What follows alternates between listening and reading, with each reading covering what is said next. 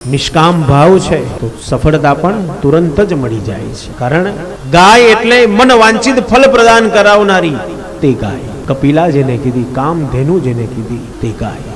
એને એકાદ રોટલી ખવડાવો કે એકાદ મુઠ્ઠી ચણા ખવડાવો અને તમારા મનની વાત એ ગાયના કાનમાં વ્યક્ત કરો અને તમે જાતે અનુભવ કરો કે ગાય તમારી વાતને સાંભળે છે અને તમારા અધૂરા કાર્યને પૂરા પણ કરે છે.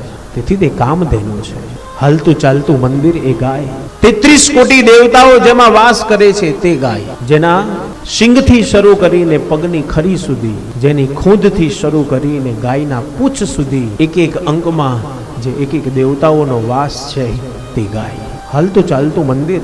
એક સાથે આટલા બધા દેવતાઓ તમને ક્યાં જોવા મળશે? તો ગાય સિવાય બીજે ક્યાંય જોવા નહીં મળે.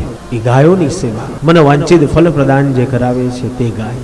પણ આજે આપણે બધાએ જે સ્વચ્છંદી થતા ગયા કે દૂધ આપે ત્યાં સુધી ગાયોને રાખીએ, દૂધ આપતી બંધ થઈ જાય એટલે કાં તો રખડતી મૂકી દઈએ, કાં તો કતલખાને મોકલી દઈએ. સમાજની એ દુર્દશા છે. જેણે 15 વર્ષ સુધી જેને આપણું ધ્યાન રાખ્યું હોય અને જ્યારે સમય આવે કે આપણે એનું ધ્યાન રાખીએ ત્યારે આપણાથી એ ધ્યાન રખાતું નથી.